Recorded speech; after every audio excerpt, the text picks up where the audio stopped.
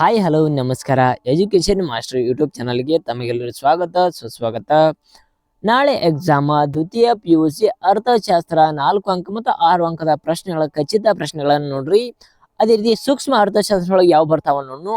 ಅಧ್ಯಾಯ 1 ಎಷ್ಟು ಪ್ರಶ್ನೆ ಬರ್ತಾವ, ಇವು 4 ಬರ್ತಾವ ಈ ಕ್ವಶನ್ಗಳಲ್ಲಿ.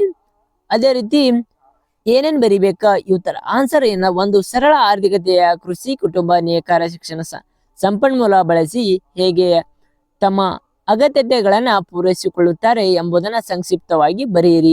ಅದೇ ರೀತಿ ಒಂದು ಆರ್ಥಿಕತೆ ಕೇಂದ್ರೀಯ ಸಂಸ್ಥೆಗಳ ಇವುತರ ಆನ್ಸರ್ ಗಳನ್ನ ನೋಡ್ಕೊಂಡ್ ಬರ್ರಿ. ಆಮೇಲೆ ಕ್ವಶನ್ ಗಳನ್ನ ನೋಡ್ರಿ. ಒಂದು ಸರಳ ಆರ್ಥಿಕತೆಯಲ್ಲಿ ಕೃಷಿ ಕುಟುಂಬ ನೇಕಾರ ಶಿಕ್ಷಕರು ಸಂಪನ್ಮೂಲಗಳನ್ನ ಬಳಸಿ ಹೇಗೆ ತಮ್ಮ ಅಗತ್ಯತೆಗಳನ್ನ ಪೂರೈಸಿಕೊಳ್ಳುತ್ತಾರೆ ಎಂಬುದನ್ನ ಸಂಕ್ಷಿಪ್ತವಾಗಿ ವಿವರಿಸಿರಿ ಅಂತ ಇದು ಕ್ವಶನ್ ನಾನು ಕೊಟ್ಟಿದ್ದೇನ್ರಿ ಮ್ಯಾಲ. ಆ ಕ್ವಶನ್ ತಕ್ಕಂಕ ಆನ್ಸರ್ ಗಳನ್ನ ಇಲ್ಲಿದಾವ್ ನೋಡ್ಕೊರಿ. ಅದೇ ರೀತಿ ಆನ್ಸರ್ ದಲ್ಲಿ ಏನ್ ಬರಿಬೇಕಾದ್ರೆ ನೀವು ಸರಿಯಾದ ರೀತಿಯಲ್ಲಿ ಆನ್ಸರ್ ಗಳನ್ನ ಓದ್ಕೊಂಡು ನಾಳೆ ಎಕ್ಸಾಮ್ ಕ್ಲಿಯರ್ ಆಗಿ ಬರಿಬೇಕ್ರಿ. ನೀವು ಎಷ್ಟೇ ಬರೀ 4 ಲೈನ್ ಬರೆದ್ರೆ ಅವ್ರಿಗೆ ಅರ್ಥ ಆಗಿರ್ಬೇಕು. ಆ 4 ಲೈನ್ ಅನ್ನ ನೋಡಿ ಅವರ 4 ಮಾರ್ಕ್ಸ್ ಹಾಕಿರ್ಬೇಕು. ಆ ರೀತಿ ಬರಿಬೇಕು. ಅಂದ್ರ ಇಲ್ಲಿ ಪಾಯಿಂಟ್ಸ್ ಅನ್ನ ಸರಿಯಾದ ರೀತಿಯಲ್ಲಿ ಅಳವಡಿಕೆ ಮಾಡ್ಬೇಕ್ರಿ ನಿಮ್ಮ. ಇಲ್ಲಿ ಒಂದು ಆರ್ಥಿಕತೆಯಲ್ಲಿ ಸಂಪನ್ಮೂಲಗಳ ಆಗಿವೆ ಮತ್ತು ಅದರ ಜನರ ಬಯಕೆ ಅಪರಿಮಿತವಾಗಿವೆ. ಹಾಗಾಗಿ ಕೊರತೆಯ ಸಂಪನ್ಮೂಲ ಉಂಟಾಗಿದೆ. 2 ಲೈನ್ ಬರೋದು ಕರೆಕ್ಟ್ ಆಗಿ ಬರಿಬೇಕ್ರಿ. ತದನಂತರ ಮುಂದಿನ ಪ್ರಶ್ನೆ ಯಾವ್ದು ಇಂಪಾರ್ಟೆಂಟ್, ಬಜೆಟ್ ಗಣವನ್ನ ರೇಖಾಚಿತ್ರ ಸಹಾಯದೊಂದಿಗೆ ಸಂಕ್ಷಿಪ್ತವಾಗಿ ವಿವರಿಸಿರಿ. ಇದು ರೇಖಾಚಿತ್ರ ಬಜೆಟ್ ಗಣ. ಇಲ್ಲಿ ಏನ್ ಮಾಡ್ಬೇಕಾದ್ರ ನೀವು ಬಜೆಟ್ ಗಣ ಎಂದರೇನು ಬರಿಬೇಕು. 2 ಮಾರ್ಕ್ಸಿಗೂ ಕೇಳ್ತಾನ್ರಿ ಇದನ್ನ. ಬಜೆಟ್ ಗಣ ಎಂದರೇನು, ಅನುಭೋಗಿಯು ತನ್ನ ಆದಾಯಕ್ಕೆ ಸಮನಾದ ನಿರ್ದಿಷ್ಟ ಬೆಲೆ 2 ಸರಕುಗಳನ್ನ ಕೊಂಡುಕೊಳ್ಳಬಹುದಾದ ಸಂಯೋಜನೆ ಸಂಗ್ರಹಣ ಬಜೆಟ್ ಗಣ ಎಂದು ಕರೀತಾರೆ. ಇಲ್ಲಿ ಸದಾವಕಾಶ ಗಣ ಬರ್ತದ ಮತ್ತು P1x1 ಸೂತ್ರ ಬರ್ತದ. ಸಾಧ್ಯತೆಯ ಸಂಯೋಜನೆ 0 to 01 ತಕ ಬರ್ತದ.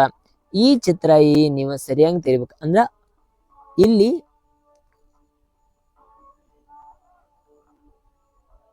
XY ಗಳನ್ನ ಕೊಡಬಹುದು. ಕೊಟ್ಟ ಈ ರೇಖೆಯನ್ನ P1x1 plus P2x2 M ಎಂಬುದನ್ನ ಇಲ್ಲಿ ಬಾಳೆಹಣ್ಣುಗಳು ಮತ್ತು ಮಾವಿನ ಹಣ್ಣುಗಳನ್ನು M/P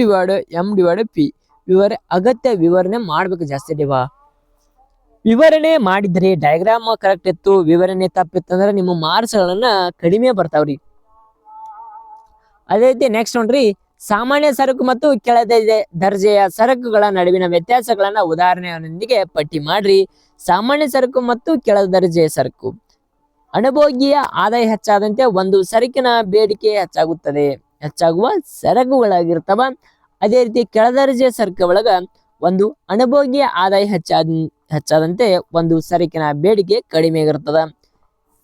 ಸೆಕೆಂಡ್ ಒನ್, ಸಾಮಾನ್ಯ ಸರಕುಗಳ ಉದಾಹರಣೆ ಯಾವ ಬರ್ತಾವ್ರಿ, ಆಹಾರ, ಬಟ್ಟೆ ಇತ್ಯಾದಿ ಬರ್ತದೆ. ಇಲ್ಲಿ ಕೆಳದರ್ಜೆ ಸರಕ ನವಣೆ, ಸಜ್ಜೆ, ಬಾರ್ಲಿ, ಆರ್ಕ್, ರಾಗಿ ಇತ್ಯಾದಿಗಳನ್ನು ಕಾಣಬಹುದು. ಅದೇ ರೀತಿ ಈ ತೆಳಗಿನ 2 ಪಾಯಿಂಟ್ಸ್ ಅನ್ನ ನೋಡ್ಕೊಂಡ್ಬಿಡ್ರಿ.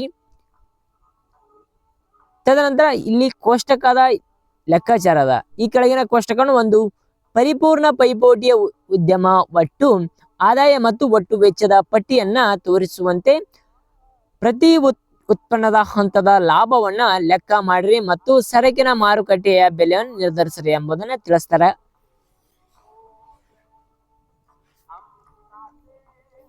ಈ ಲೆಕ್ಕವನ್ನ ಫಿಕ್ಸ್ ಕೇಳ್ತಾನ.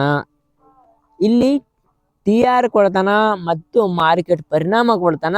TC ಮತ್ತು ಲಾಭವನ್ನ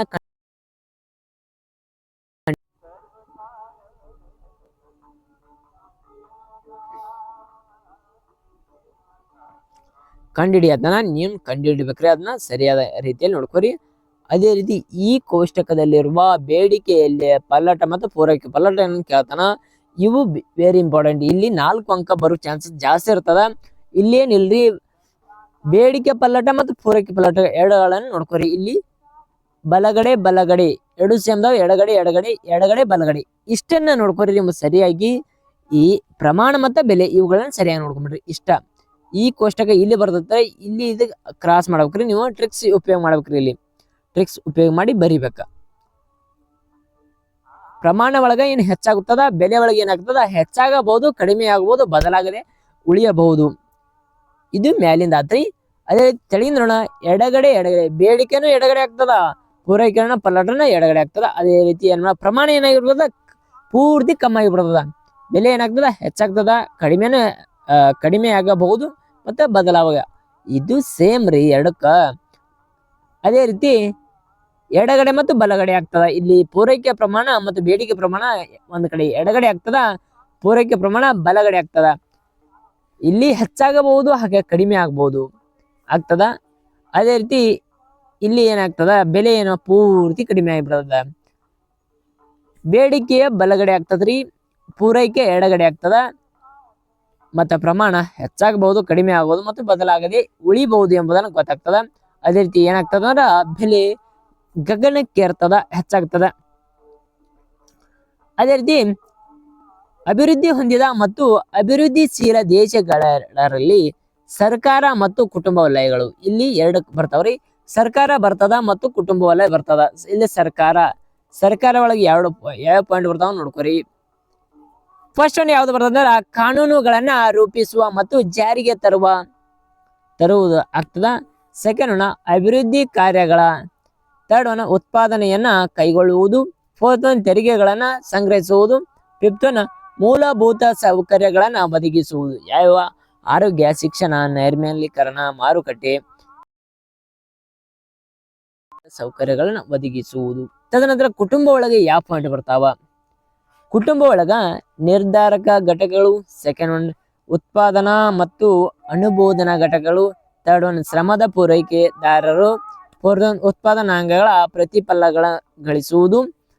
ಅದೇ ರೀತಿ ಫಿಫ್ತ್ ಒನ್ ಸರಕು ಮತ್ತು ಸೇವೆಗಳ ಬೇಡಿಕೆನ ಸ್ಪಷ್ಟಿಸುತ್ತಾರೆ. ಈ ಪಾಯಿಂಟ್ಸ್ ಅನ್ನ ನೀವು ಸರಿಯಾದ ರೀತಿಯಲ್ಲಿ ವಿವರಣೆ ಮಾಡ್ಬೇಕ್ರಿ. ಮತ್ತ ಪ್ರತಿಯೊಂದ ಪಾಯಿಂಟ್ ಅನ್ನ 4 ಮಾರ್ಕ್ಸ್ ಕೊಡ್ತಾರಲ್ಲ, ಹಂಗ ಕೊಡಂಗಿಲ್ಲ. ಈ ಪಾಯಿಂಟ್ಸ್ ಗಳನ್ನ ಎರಡನ್ನ ವಿವರಣೆ ಮಾಡ್ಕೋಬೇಕು. ನಿಮ್ಗ ಕೀ ಪಾಯಿಂಟ್ಸ್ ಅಟ್ಟ ಕೊಟ್ಟನೆ, ಅವುಗಳನ್ನ ನೋಡ್ಕೊರಿ. ಅದೇ ರೀತಿ ಬಾಹ್ಯತೆ ಕುರಿತಂತೆ ಟಿಪ್ಪಣಿಯನ್ನ ಬರೀರಿ. ತದನಂತರ ಹೂಡಿಕೆ ಬಿಂಬಕ ರೇಖಾಚಿತ್ರ ವಿವರಿಸ್ರಿ. ಈ ಹೂಡಿಕೆ ಬಿಂಬಕ ಅಂದ್ರೇನು ಮತ್ತು ಬಿಂಬಕದ ರೇಖಾಚಿತ್ರ ಸಂಕ್ಷಿಪ್ತ ರೀತಿಯಲ್ಲಿ ಅವರಿಗೆ ಅರ್ಥ ಆಗುವಂಗ ಬರೆದ ಅವುಗಳ ಭಾಗಗಳನ್ನ ಗುರುತಿಸಿಬಿಡ್ರಿ.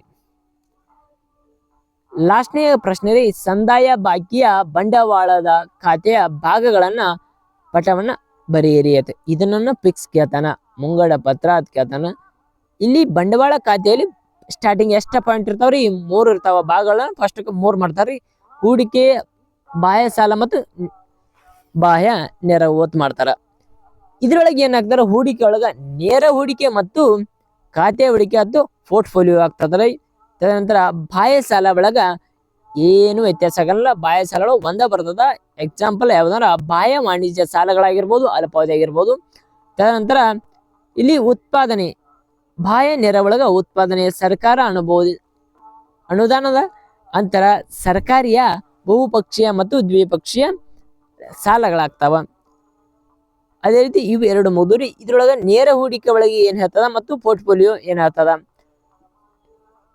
ಇಲ್ಲಿ ನೇರ ಹೂಡಿಕೆ FDI, ಈಕ್ವಿಟಿ ಮತ್ತು ಬಂಡವಾಳದ ಪುನರ್ ಹೂಡಿಕೆ ಗಳಿಸುವಿಕೆ ಮತ್ತು ಇತರ ನೆರವು ಬಂಡವಾಳ ಹರಿವು ಹೇಳ್ತದ. ಅದೇ ರೀತಿ ಹೂಡಿಕೆ ಏನ್ ಹೇಳ್ತದ ಅಂದ್ರ FL ಸಾಗರೋತ್ಪನ್ನಗಳ ನಿಧಿಗಳನ್ನ ತಿಳಿಸ್ತದ. ಇವುಗಳನ್ನ ಸರಿಯಾದ ರೀತಿಯಲ್ಲಿ ಬರೀರಿ, ನಿಮ್ಗೆ 4 ಅಂಕ ಸಿಗ್ತದ. Thank you all. ನಮ್ಮ ಚಾನಲ್ ಯಾರು ಸಬ್ಸ್ಕ್ರೈಬ್ ಮಾಡ್ರಿ. ಹಾಗ ಇನ್ನಿತರ ಹೆಚ್ಚಿನ ಮಾಹಿತಿಗೆ ಮುಂದೆ 2 ಅಂಕ ಮತ್ತು ಮಲ್ಟಿಪಲ್ ಚಾಯ್ಸ್ ಬೇಕಾದ್ರೆ ನಮ್ಮ ಚಾನಲ್ ಸಬ್ಸ್ಕ್ರೈಬ್ ಮಾಡ್ರಿ. ಅವುಗಳನ್ನು ವಿಡಿಯೋ ಮಾಡ್ತಾನು. ನಾಳೆ ಎಕ್ಸಾಮ್ಗೆ ಬರುವಂಥ ವಿಡಿಯೋಗಳನ್ನ ಜಾಸ್ತಿ ಬಿಡ್ತೀವ್ರಿ ನಾವು. ಯಾಕಂದ್ರೆ ನಿಮ್ಗೆ ನಾಳೆ 80 ಔಟ್ ಆಫ್ 80 ಮಾರ್ಕ್ಸ್ ಬೀಳಕ ಇವುಗಳನ್ನ ಮಾಡ್ರಿ. ವೆರಿ ಇಂಪಾರ್ಟೆಂಟ್ ಕ್ವಶನ್ ಅದಾವ.